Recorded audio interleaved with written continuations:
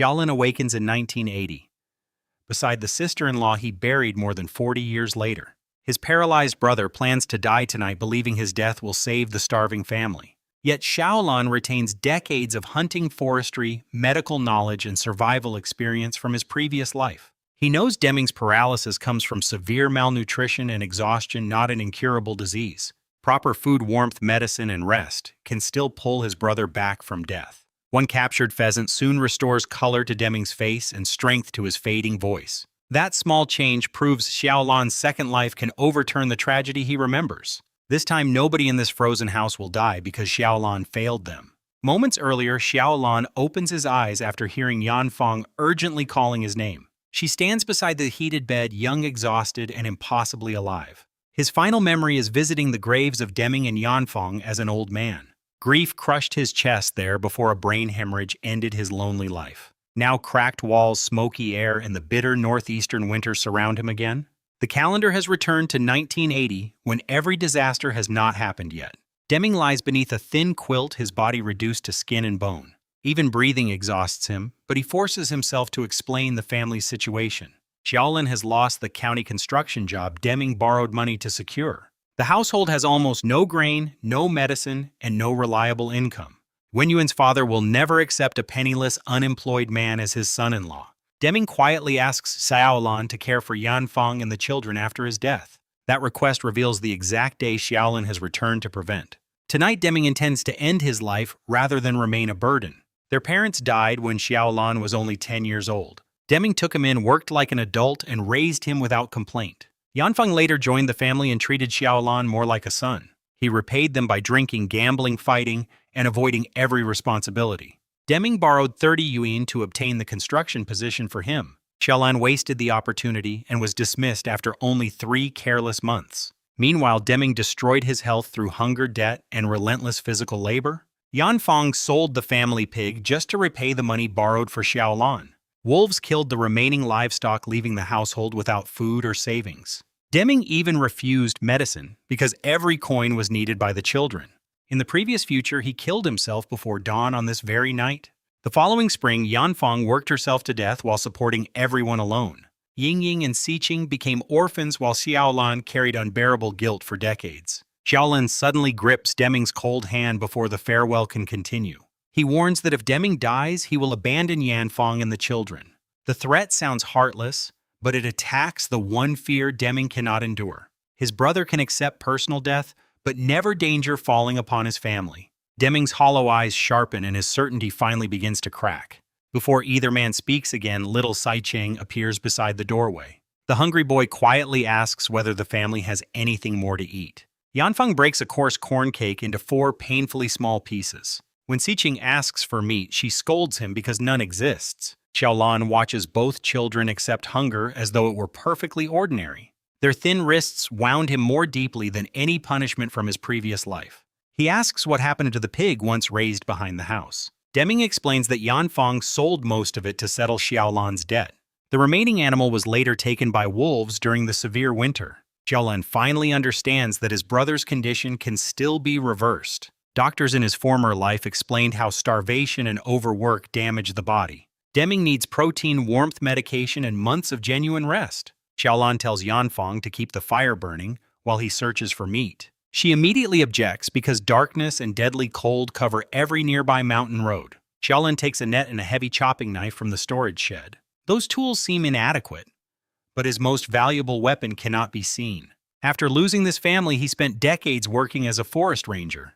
He learned mountain paths, animal behavior, medicinal herbs, and winter survival. He knows where pheasants hide, where rabbits travel, and how wolves surround prey. The wilderness still contains resources that later generations will destroy or lose. Deer, wild boar, fish, herbs, pelts, and timber can transform this household. Xiaolin intends to bring meat daily and sell whatever the family cannot consume. The money will purchase grain, medicine, clothing, and treatment for Deming. A sudden knock interrupts him before he can leave the courtyard. Xiaowang, one of his former drinking companions, enters with practiced affection. Villagers call Xiaowang foolish, yet his greed is anything but innocent. He praises Xiaolin as an older brother whenever he wants money or alcohol. Xiaolin remembers that this exact visit occurred before Deming's original death. That night he lent Xiaowang money while his own family remained hungry. Yanfeng later begged neighbors for food in temperatures far below freezing. Xiang reaches for Xiaolan's shoulder, as if their old friendship remains unchanged. Xiaolan shoves him away before the false greeting can be completed. Xiang asks to borrow 10 yuan for gifts intended to impress a woman. Xiaolan refuses and declares that another man's romance is not his responsibility. Xiaowang boldly reaches toward Xiaolan's pocket, expecting his usual weak obedience. Xiaolan knocks the hand aside and nearly sends him into a roadside ditch. Humiliation replaces Xiaowang's smile, so he uses the strongest threat he possesses. He promises to tell Yuan that Xiaolan has lost his construction job. In the previous timeline, that revelation caused Yuan to abandon Xiaolan. He collapsed into drinking, leaving Yanfeng to support the entire household alone. Now Xiaolan welcomes an early separation from a woman who only values money. He tells Xiaowang to deliver the news quickly instead of wasting more time. The unexpected answer leaves Xiaowang speechless as Xiaolan walks toward the village edge. Temperatures have fallen between 20 and 30 degrees below zero. Yet Xiaolan's restored young body feels powerful compared with his dying elderly frame. Each steady step reminds him how helpless he became before his rebirth. He studies the firewood piles lining the road and searches for fresh tracks. Heavy winter snow drives wild pheasants toward villages in search of scattered grain. The birds often shelter inside stacked wood until the weather becomes safer. During his ranger years, Xiaolan learned to imitate their calls accurately. Fresh prints near a western woodpile confirm that one bird is hiding there. He crouches beside the snow and whistles the soft call of a pheasant. A small head slowly emerges between two pieces of frozen timber. The bird spreads its wings the instant it senses something is wrong. Xiaolan swings the net and captures it before it rises above the pile. One precise cut ends the struggle without damaging the valuable meat. His first hunt succeeds within minutes, exactly as his old knowledge predicted. Is this not the first proof that the future can truly change? Xiaolan starts home carrying a pheasant weighing nearly 3 pounds. Xiaowang soon catches up, already shivering after wandering through the brutal cold. His anger disappears when he notices the fresh bird in Xiaolan's hand. He immediately demands half, treating the catch like shared drinking money. Xiaolan refuses, and Xiaowang repeats his threat concerning Yuan. Once again, Xiaolan encourages him to expose the lost job immediately. A distant wolf howl sends Xiaowang slipping, scrambling, and fleeing through the snow. Xiaolan laughs briefly, then notices a rabbit crossing the road ahead. The animal escapes, but its tracks give him a useful plan for tomorrow. Rabbit meat can nourish Deming, while cured pelts can become gloves or income. Yanfeng's sewing is skillful enough to rival experienced county tailors. When Xiaolan reaches home, the children are waiting beside the frozen window. Yanfeng assumes he left to drink and tells them not to expect meat. The door opens before she finishes, revealing Xiaolan and the captured pheasant. Both children rush outside until he sends them back toward the heated room. Yanfeng remains motionless, unable to reconcile this sight with his usual behavior. Xiaolan carefully wipes the knife because neglected steel will quickly rust.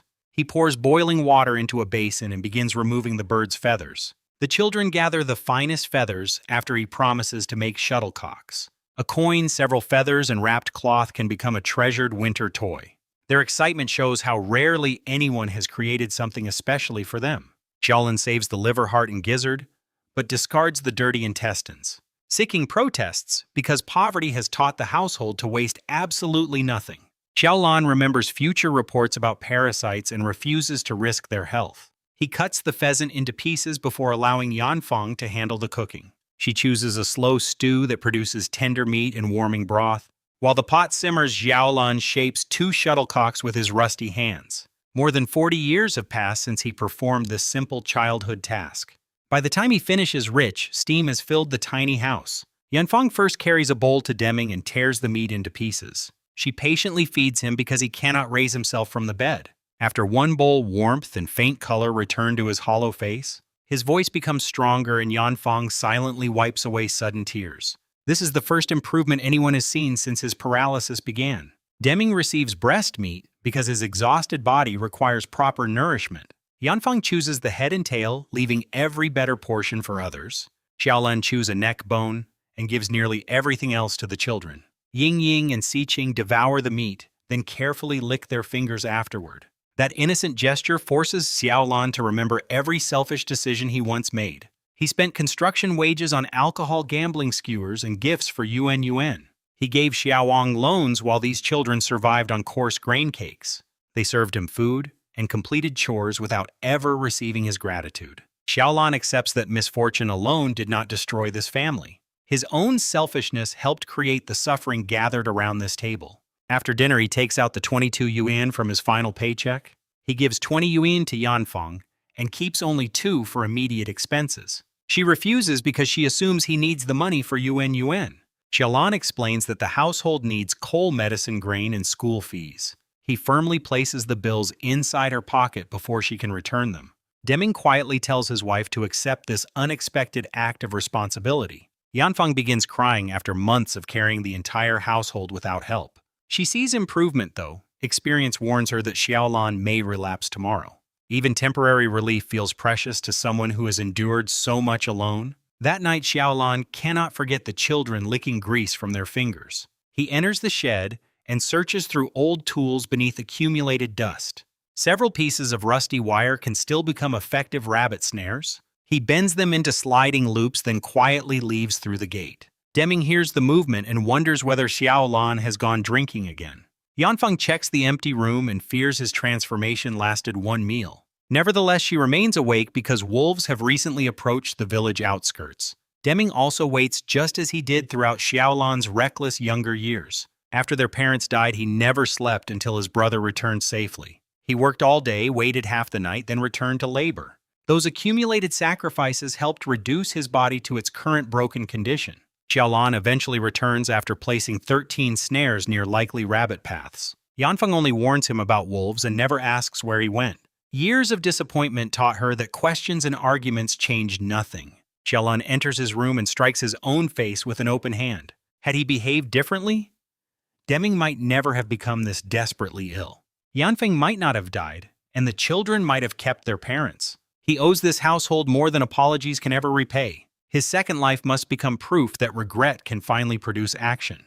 Xiaolan rises early and finds Yanfeng already sweeping snow from the courtyard. He explains that he set rabbit snares and intends to inspect them. Her smile carries kindness, but her eyes reveal understandable doubt. Seeking overhears everything and immediately begs to join the search. Yingying also wants it to come, though she understands traps better than her brother. Xiaolan bundles both children warmly and leads them toward the western woodpiles. He carries a basket while holding one small hand on either side. Yanfeng watches from the doorway, surprised that his explanation was actually true. The first 2 snares are empty with no tracks disturbing the snow. Several more produce nothing and Si Cheng begins dragging his feet. Yingying pretends yesterday's pheasant was enough protecting Xiaolan from embarrassment. He praises her patience and reminds them that more traps remain. Another loose loop proves no rabbit was caught or stolen there. Yingying begins suggesting that saved festival meat can still feed everyone. Before she finishes, Si Cheng suddenly shouts from beside a distant woodpile. A gray rabbit struggles against one wire loop visible against white snow. Both children explode with excitement as Xiaolan removes it from the trap. He places the rabbit inside the basket and carefully rolls up the wire. Seeking stares hungrily, while Yingying attempts to appear composed. Xiaolan promises that meat will no longer remain a rare festival luxury. As long as he can hunt this family, we'll eat it regularly. Seeking jumps in celebration until Xiaolan warns him not to alert neighbors. The remaining traps produce 4 more rabbits, bringing the total to 5. 2 are dead, while 3 remain alive inside the heavy basket. Rust breaks 2 snares, meaning stronger wire could have captured even more. The children hurry home carrying news too exciting for Si Cheng to contain. He bursts into the courtyard shouting before Yingying orders him to quiet down. Deming attempts to sit up sweating without raising his shoulders from the bed. His helplessness darkens the joyful moment and strengthens Xiaolan's determination. Yanfeng brings a small knife after Deming points toward the correct drawer. Xiaolan sharpens it against a ceramic bowl and begins skinning the rabbits. The first takes 10 minutes, while every later animal requires much less. Old Ranger instincts return as his hands rediscover familiar movements. He saves every edible organ and carries a basin of meat inside. Deming's eyes widen because the household has not seen such abundance for months. Seeking proudly brings the rolled pelts near the heated bed. Deming warns that warmth will spoil them unless they are cured immediately. Xiaolan rubs salt into each skin and builds a drying rack. Yanfeng tries stopping him after 2 rabbits, believing 3 would be extravagant. He insists that thin children and a recovering patient need generous portions. 2 unbutchered rabbits are buried beneath snow for safe frozen storage. Yanfeng stews the remaining meat with garlic and green onions until tender. Everyone has worked since dawn, yet today, hunger feels hopeful instead of hopeless. Xiaolan eats beside the children while Yanfeng carefully feeds Deming. Several spoonfuls later, movement appears outside their normally quiet courtyard. In the previous timeline, villagers arrived today because Deming had already died. Since he remains alive now, Xiaolan cannot predict who approaches. Yanfeng's welcoming voice identifies the visitor as Yuan Yuan. The young woman enters wearing a new floral coat and fashionable trousers. Her family enjoys unusual comfort because her father drives the production team tractor. Yanfeng warmly invites her inside, assuming she came to support Xiaolan. Deming proudly points toward the rabbit meat and explains who caught it. He believes his unreliable brother needs every possible advantage in this relationship. Xiaolan already knows that Xiaowang revealed the lost construction position. Wenyuan has come to abandon him before his poverty affects her future. She studies the meat intending to eat before delivering her prepared rejection. Xiaolan interrupts first and calmly states the purpose of her visit. Deming and Yanfeng freeze while Yuan Yuan struggles to recover. She begins listing the expensive conditions demanded from any prospective groom. Xiaolan's household cannot provide 200 yuan, a bicycle, or a watch. Yanfeng lowers her eyes in humiliation and Deming releases a defeated sigh. Instead of pleading, Xiaolan laughs and says 200 yuan exceeds her value. He suggests 2 yuan would be generous, though he still refuses marriage. Wenyuan storms out, furious that her expected victim rejected her first. Yanfeng offers back the 20 yuan, urging Xiaolan to repair the relationship. Deming even suggests giving Yuan rabbits as an apology. Xiaolan refuses because anyone fleeing hardship cannot become a dependable partner. He would rather marry someone loyal and hardworking like Yanfeng. Her eyes redden as Xiaolan takes the bowl and begins feeding Deming. Watching his younger brother care for him, Deming says Xiaolan has finally matured. Wenyuan leaves believing Xiaolan is merely following their old manipulation scheme. In the previous timeline, they planned a false breakup to frighten his family. Deming and Yanfeng would desperately gather the bride price to reunite them. Wenyuan intended to keep the money whether the marriage happened or not. She assumes the rabbits are Xiaolan's first step toward winning everyone over. At home, she prepares salt water and waits beside the window. Xiaolan has forgotten most details of that shameful plan from 40 years earlier. Even if he remembered everything, he would never exploit his family again. Dinner ends with Siqing waddling because he has eaten far too much. Each hiccup makes the entire household laugh, replacing hardship with warmth. Yanfeng urges Xiaolan to rest after hunting since before sunrise. His young body remains energetic, so he takes the courtyard broom instead. He clears all the snow Yanfeng lacked enough strength to remove. She watches through the window, smiling at work she never expected from him. Inside Deming's room, however, the atmosphere remains far less hopeful. Yanfeng quietly asks whether her husband has abandoned his plan to die. Deming stares at the ceiling and refuses to give her an answer. One good meal cannot erase his fear of becoming a permanent burden. Xiaolan understands that another argument will never defeat his brother's stubbornness. Instead, he will make their life so comfortable that death appears unreasonable. Food, medicine, warmth, and money will answer every excuse Deming invents. Xiaolan announces that he wants to gather firewood from the mountain. Deming rejects the idea because deep snow has sealed the dangerous trails. Wolves roam there, and Xiaolan supposedly knows nothing about surviving alone. Even Deming never entered those forests without experienced companions when he could walk. Xiaolan remembers killing wolves as a ranger, but he carried a rifle then. A chopping knife offers little protection against an organized pack. He needs a firearm before attempting any serious winter hunting. The door opens while he considers how to acquire one. Ying Ying welcomes Old Yin, the village hunter, and his daughter Xiao Yu. Old Yin enters on a crutch carrying 4 eggs for Deming. He and Deming discuss spring fishing like lifelong friends. Xiaolan barely participates because his attention fixes upon the hunter's rifle. 3 generations of Old Yin's family learned every hidden mountain route. He once possessed exceptional skill until a tiger changed his life. Old Yin fired at the beast, fled, and fell into a ravine. His shattered leg healed badly and ended his hunting career forever. Yet he still cleans the treasured rifle daily and forbids anyone touching it.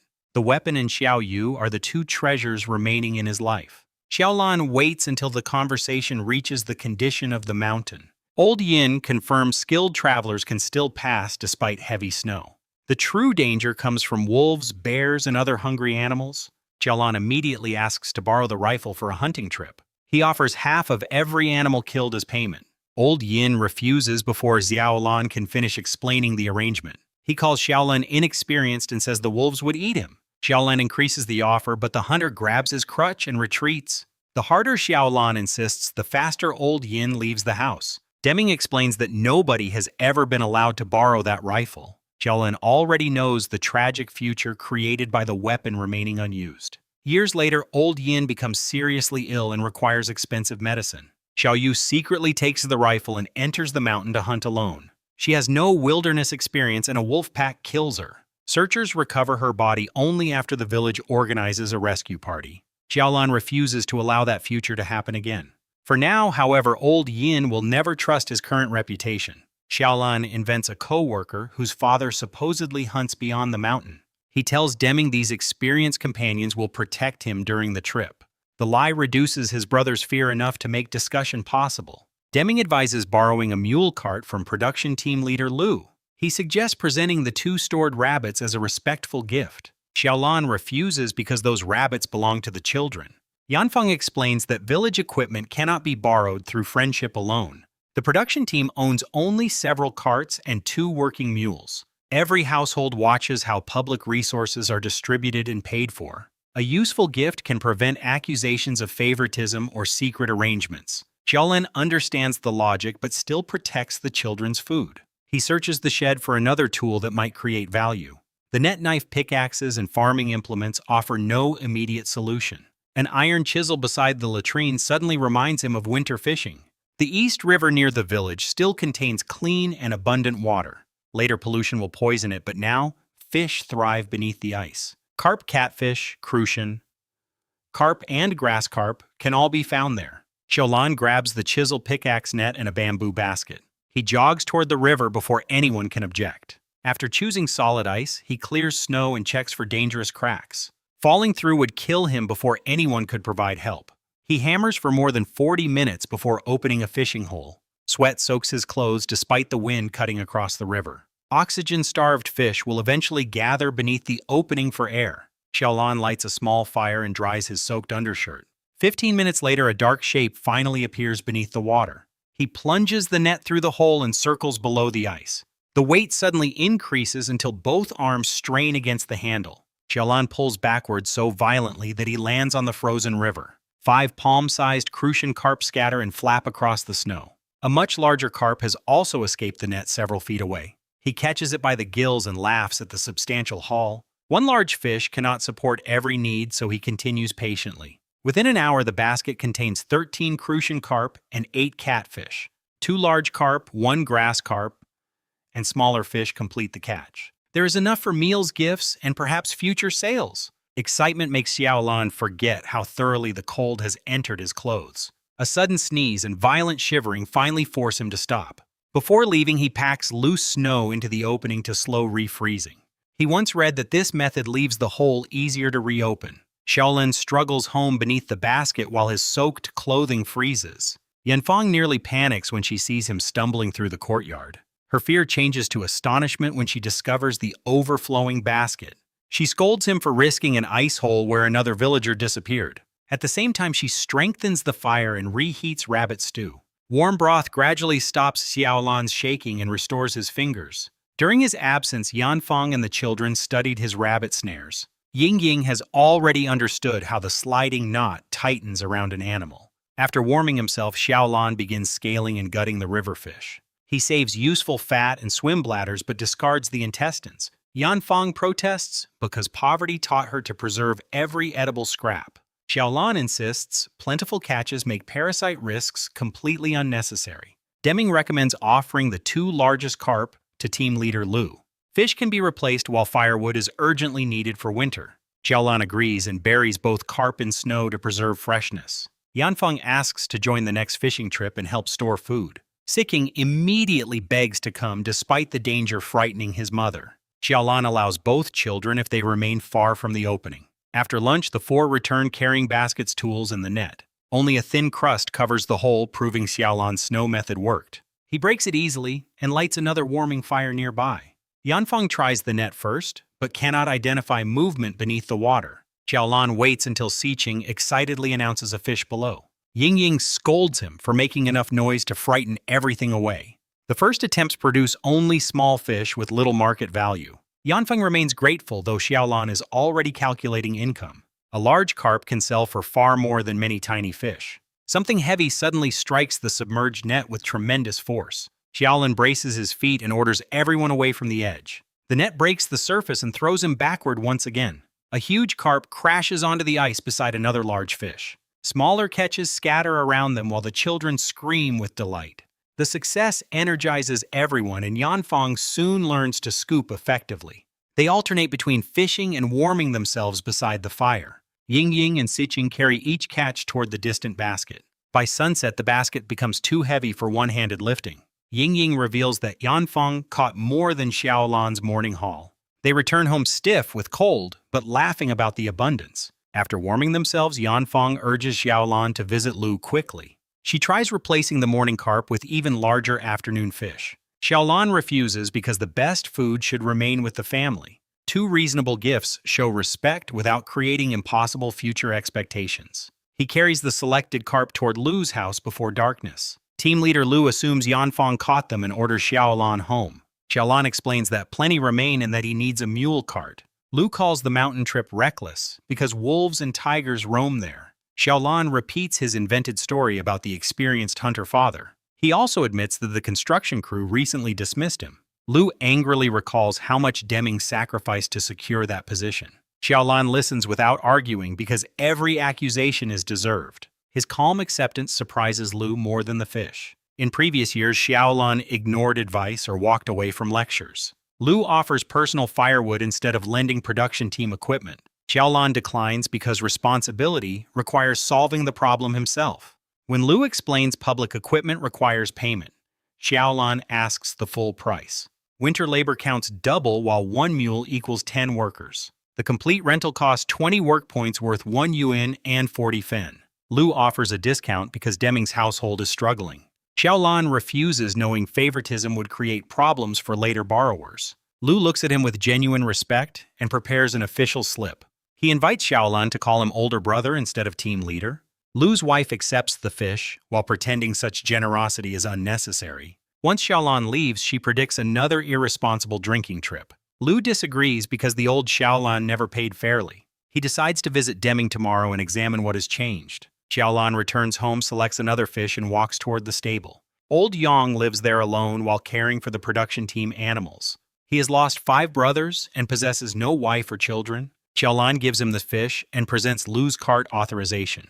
He asks that the mule receive an extra meal before the journey. Old Yang insists proper feeding is already his responsibility. He still accepts the fish and warns Xiaolan about hidden ice holes. On the return journey, Xiaowang approaches after noticing the fish. He tries embracing Xiaolan and asks whether any large ones remain. Xiaolan shoves him away, sending the greedy man stumbling. Xiaowang rolls up his sleeves and begins shouting empty threats. Xiaolan grabs his collar and punches him directly around one eye. A kick then sends Xiaowang rolling into a snow-filled ditch. Desperation makes him insult Deming and threaten Xiaolan's future marriage. Xiaolan's restraint disappears the moment his brother becomes the target.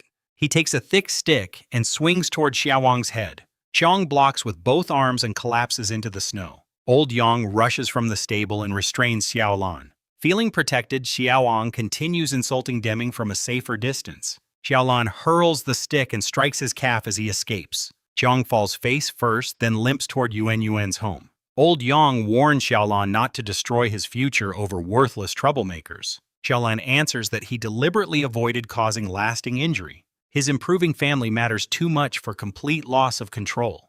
At Yuan's house, Xiaowang reports that Xiaolan gave fish elsewhere. She has spent all day waiting for Rabbit's gifts and an apology. Receiving nothing damages her pride more deeply than the breakup. She drives Xiaowang away before neighbors notice his nighttime visit. Her parents return from playing cards and celebrate the ended relationship.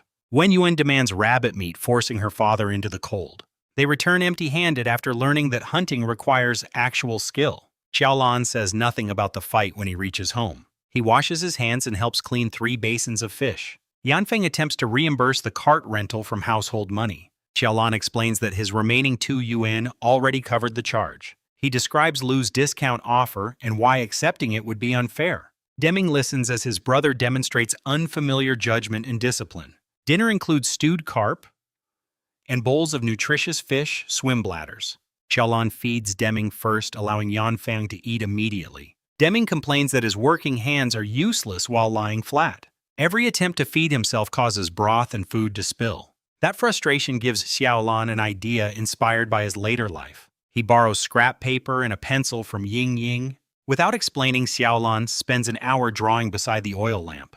He designs a chair with wheels and an adjustable reclining back. Deming cannot tolerate sitting upright, but gradual support may help. The chair could let him eat independently and breathe outside air. Before dawn, Xiaolan hides the completed drawings inside his coat. Yanfeng has already risen to heat fish soup for his journey. Her familiar kindness nearly brings him to tears. In his previous life, she cooked after countless drunken nights. She cleaned his vomit, protected him, and treated him like a son. He repaid that devotion by becoming part of the burden that killed her. Xiaolan drinks hot soup and collects a saw and chopping knife. At the stable, old Yang finishes feeding the mule before sunrise. Seeing Xiaolan's thin cap, he places a dogskin hat over it. Yanfeng has also packed Deming's old gloves inside his coat. Xiaolan hitches the mule to the cart and follows the northern road. Decades of ranger work let him recognize every turn beneath snow. An inexperienced traveler would become lost, but he chooses the shortest trail. Sunrise appears as the cart reaches Horse Saddle Mountain. Xiaolan rests while the well-fed mule shows little exhaustion. Back home, Lu arrives carrying 4 small apples for the children. His true purpose is determining whether Xiaolan entered the mountain.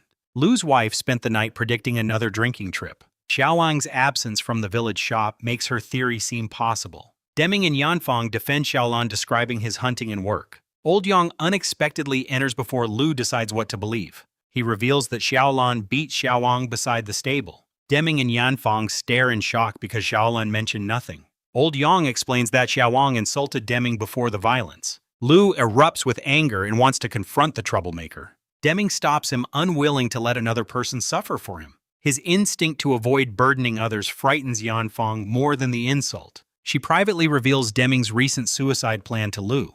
The team leader stands speechless, understanding the household's desperation. Meanwhile, gossip spreads that Xiaolan has wasted money on a winter cart. Villagers predict he will get lost, freeze, or become wolf food. Yanfang defends him openly, though her crooked stitches reveal hidden fear. On the mountain, Xiaolan discovers fresh wolf tracks crossing the snow. The narrow prints form a straight line and are less than 2 days old. Without a rifle, one organized pack could kill both man and mule. Xiaolan chooses open ground where predators cannot easily approach unseen. He forces the mule onward without allowing either of them to rest. Half an hour later, they reach the northern pine forest. Xiaolan ties the animal securely and begins searching beneath snow-covered mounds. Fallen pines provide easy timber without the noise of prolonged sawing. He carries several logs to the cart before cutting standing trees nearby. Each swing and pull drains strength, but the load steadily grows. With the cart nearly full, Xiaolan begins cutting one final pine. A gray head with small antlers suddenly appears only a few meters away. A roe deer watches him with wide eyes instead of immediately fleeing. The animal weighs enough to feed the family for many days. Xiaolan throws his chopping knife, but the blade misses. The startled deer bolts through the forest and disappears. Yet Xiaolan knows this species possesses a famously dangerous curiosity. He climbs into a forked pine and waits above the silent clearing. 15 minutes later, the same deer returns to investigate. Xiaolan drops from the branches and locks both arms around its neck. The animal releases a piercing cry while kicking against the snow. One quick cut ends the struggle and sends blood across the ground. That blood can summon every predator within the surrounding forest. Xiaolan has no time to clean the carcass before leaving. He throws it onto the cart and finishes the half-cut tree. The load is heavy enough to slow the mule dangerously. Xiaolan jumps down and pulls beside the animal with both hands. Sweat freezes against his back while the cart rushes downhill. Unknown to him, a large wolf pack reaches the clearing minutes later. More than 12 wolves lick the deer blood from the snow. 40 minutes later, Xiaolan and the mule finally clear the mountain. Both collapse beside a roadside ditch and struggle for breath. After 10 minutes, Xiaolan continues toward Little Poplar Gulch. A carpenter named Zhang lives in that nearby settlement.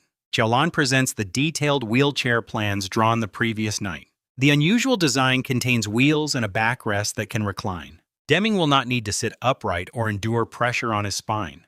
The flat surface can align with the heated bed for easy transfer. Carpenter Zhang has never seen such a chair but understands the measurements. He accepts the commission and Xiaolan leaves 2 logs as partial payment. Back in the village, Yanfeng repeatedly searches the northern road. Neighbors visit with stories about wolves, bears, and frozen travelers. Deming stares at the ceiling and blames himself for permitting the journey. Lu prepares to gather Old Yin and several men for a search. Siking suddenly bursts through the doorway and points toward the gate. Everyone rushes outside as a full cart enters the village. Thick pine logs fill the wagon and a roe deer lies above them. Yanfeng runs forward with her coat hanging open in the cold. Relief overwhelms her before she can even examine the valuable load. Xiaolan maintains his lie by claiming his companions filled 2 other carts. He says their hunters shared the deer after helping with the timber. Several village women immediately dismiss the achievement because someone supposedly helped. Siking boldly challenges them to bring home their own deer. Yanfeng scolds the child, though pride brightens her exhausted face. The embarrassed women retreat while Xiaolan quietly praises his nephew. The family unloads the logs and stacks them behind the house. Old Yang accepts the exhausted mule and promises additional feed. He also refuses to take back the dogskin hat. Yanfeng forces Xiaolan indoors rather than letting him split branches. A neighbor soon arrives, pretending friendship while demanding the mountain location. She offers family connections, favors, and shares a future game. Yanfeng firmly explains that Xiaolan followed someone who knew the route. When the woman continues pressing, both hosts leave her standing alone. She storms away and decides to question Old Yin instead. Xiaolan begins skinning the deer while Deming asks about wolves. He admits finding tracks but hides how closely danger followed. Deming notices that no bullet hole appears in the carcass. Xiaolan explains that the curious deer returned and allowed capture. Yingying warns Sicheng that foolish deer meat might make him foolish. The boy briefly believes her, bringing laughter back into the house. Xiaolan separates every joint without damaging bones or wasting meat. Yanfeng claims even restaurant butchers cannot work so quickly. Once again, Xiaolan credits the imaginary hunter for teaching him. He saves 1 hind leg for Lu and orders the ribs stewed. Xiaolan then requests money to rent another cart tomorrow. Yanfeng thinks 1 load is enough, but Deming supports extra fuel. Warmth must be secure before Deming will accept costly treatment. On the way to Lu's house, Xiaolan sees disappointed villagers leaving. They wanted carts after witnessing his success but rejected the price. Lu's wife complains that her household received nothing from the trip. Xiaolan enters at that moment carrying an entire hind leg. She grabs it before Lu can complete his embarrassed refusal. Lu laughs at Xiaolan's second request, but writes another permit. He also reveals how often Yanfeng searched the road that day. The information reminds Xiaolan that she raised him like her child. Back home, he salts the deer hide beside the rabbit pelts. 2 rabbit skins will become gloves while the rest may be sold. During dinner, Yanfeng serves deer ribs, flatbread, and pickled mustard greens. Xiaolan devours the vegetables because he missed their flavor for decades. After Yanfeng's death, he repeatedly failed to reproduce this simple recipe. She now scolds him for eating too much salt, unaware of his grief. Later, Deming questions him about fighting Xiaoang near the stable. Xiaolan minimizes the violence and refuses to repeat the insult. Deming shifts toward marriage, hoping Xiaolan will settle down. Xiaolan warns that marriage will never justify Deming's death. Even with a wife, Yanfeng and the children remain his responsibility. Deming reaches for a feather duster, but Xiaolan removes it easily. After Xiaolan leaves, Deming admits he considered recommending Xiao Yu. Yanfeng advises patience because Yuan Yuan has only just departed. The couple reviews the pheasant, rabbits, fish, deer, and firewood. For the first time, a peaceful new year appears possible. Yet the remaining grain cannot feed 5 people for another month.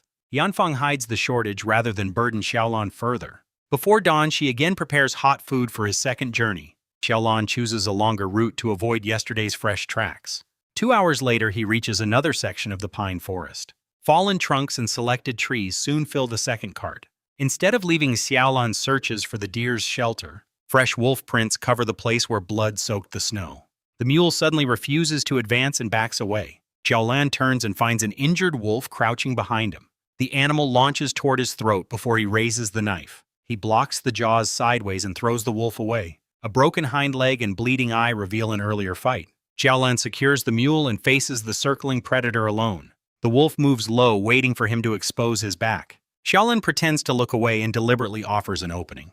The animal attacks instantly. He falls backward while slicing the blade across its throat. The wounded wolf pins the knife and snaps inches from his face. Xiaolan punches its jaw hard enough to twist one fang. He tears the blade free, rises, and strikes its skull repeatedly. Dark blood spatters the snow until the animal finally stops moving. Only then do Xiaolan's shaking hands reveal how close death came. Nearby, he discovers a yellow sheep the wolf recently killed. He loads both carcasses above the firewood and leaves immediately. By noon, Yanfeng and the children wait beside the northern road. Half the village gathers nearby while pretending ordinary conversation. Some expect failure, while others hope to learn his route. The mule finally appears, pulling another full load toward them. Yanfeng runs forward as relief overwhelms her hidden fear. When a neighbor mocks the absence of wolves, Xiaolin answers calmly. He removes several branches and drops the carcass onto the road. The watching villagers leap backward, while Yanfeng shields the children.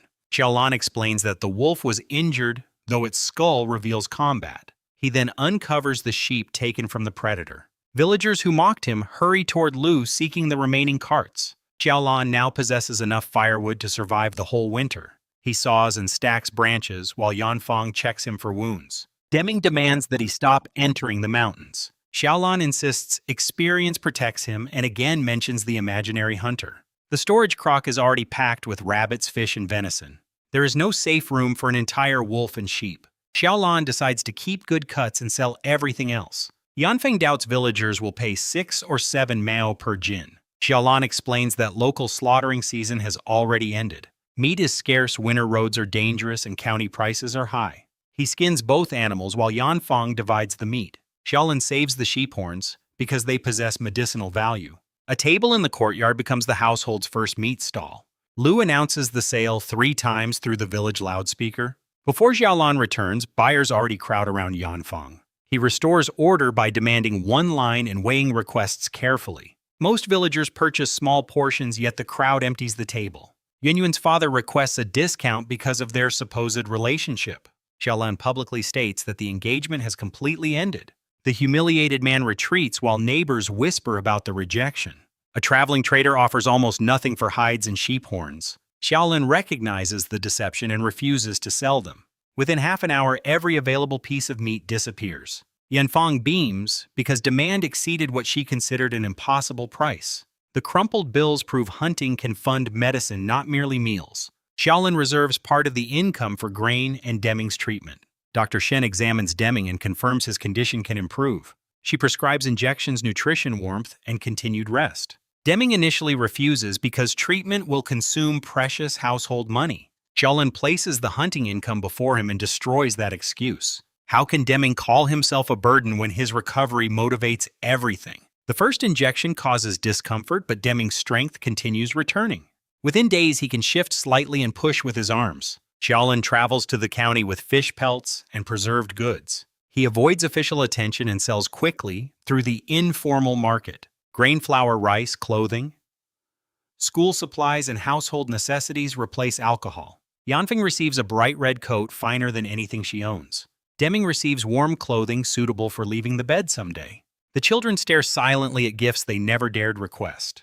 Yingying receives crayons and a new school bag. Sixing receives clothing and small treasures chosen especially for him. The crayons remind Xiaolan of a picture from his former life. That picture showed Deming, Yanfeng, and both children inside a warm home. Xiaolan was absent because his selfishness had excluded him from their happiness. Yingying now cries while placing the crayons into Yanfeng's care. The children store everything carefully, afraid beautiful possessions might be damaged. Yanfeng notices Xiaolan bought almost nothing for himself. He dismisses the concern and returns to splitting firewood. The family works until a wall of pine rises above them. Their fuel problem is finally solved, though money must keep growing. Xiaolan creates a larger fishing method using a proper gill net. Before he can obtain one Xiaoyu visits after darkness. Old Yin has developed a fever and refuses to purchase nourishing food. Xiaoyu carries a few bills and quietly asks for meat. Xiaolan retrieves an excellent deer leg and refuses her payment. Deming orders him to escort the young woman home safely. His immediate agreement delights Deming and Yanfeng for the wrong reason. Xiaolan is thinking about old Yin's rifle, not romance. A dark figure suddenly rushes toward Xiaoyu on an empty street. Xiaolan draws his chopping knife, causing the attacker to flee. Xiaoyu grips his coat in fear before slowly regaining composure. At her home, feverish old Yin angrily questions why she went outside. Xiaolan presents the deer leg and asks for the rifle again. Old Yin refuses because hunting already crippled him and could kill Xiaolan. Xiaolan notices the rifle lying within reach on the heated bed. He realizes Old Yin fears Xiao Yu may secretly carry it away. That is precisely how wolves killed her in Xiaolan's previous life. Xiaolan warns that worsening illness may eventually drive her into the mountains. Old Yin cannot guard the weapon every moment or prevent desperation forever. In Xiaolan's hands, the rifle can feed and protect both households. Without it, Xiaolan will continue facing predators with only a knife. The argument finally breaks Old Yin's resistance after a painful silence. He lends Xiaolan his Type 56 semi-automatic rifle and ammunition. The familiar weapon matches what Xiaolan used throughout his ranger years. Old Yin demands a share from every successful hunt. He also lends an old fishing net after hearing Xiaolan's plan. That night, Yanfang and Ying Ying help set it beneath the river ice.